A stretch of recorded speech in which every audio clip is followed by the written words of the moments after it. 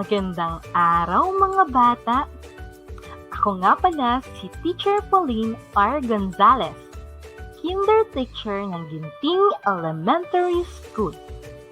Pwede po ninyo akong tawaging Teacher Pau.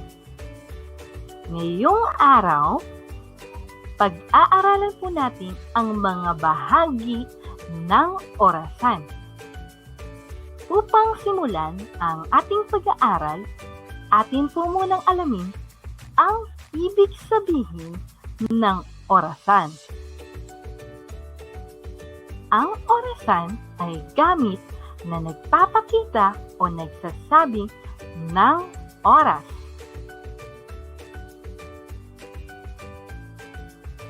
Alam niyo ba kung ano-ano ang mga bahagi ng orasan? Kung hindi pa, halina't tuklasin ang mga bahagi ng orasan.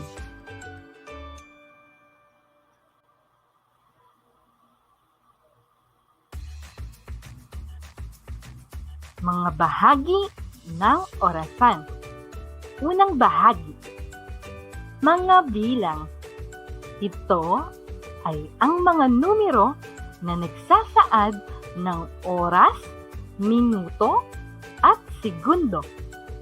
Ito ay ang mga bilang na 1, 2, 3, 4,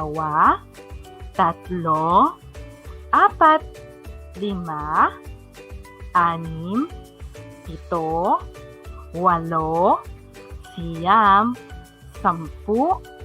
11, at 12.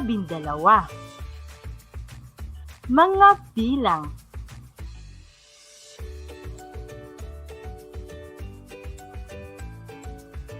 Ikalawang bahagi, maikling kamay. Ang maikling kamay ng orasan ay nagsasaad ng oras.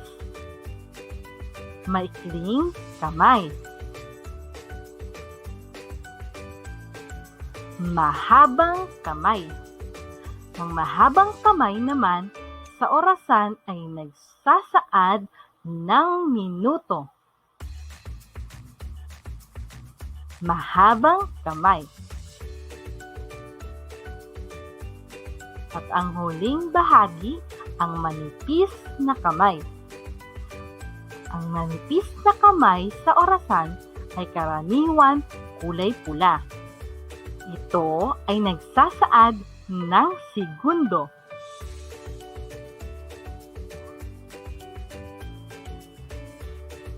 Ano-ano ang mga bahagi ng orasan?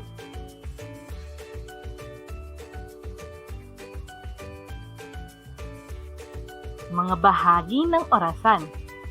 Unang bahagi, mga bilang. Ikalawa, maikling kamay.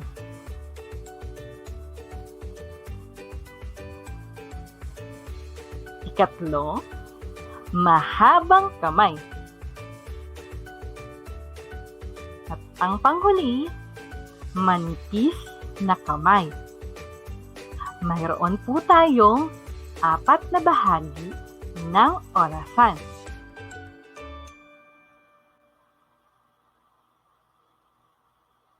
Mahalaga ba ang orasan? Kung oo ang sagot ninyo, tama! Sapagkat dito nakadepende ang ating mga pang-araw-araw na gawain. At dito po nagtatapos ang maikling presentasyon ni Teacher Pau. Maraming salamat sa pakikinig. Hanggang sa muli. Paalam!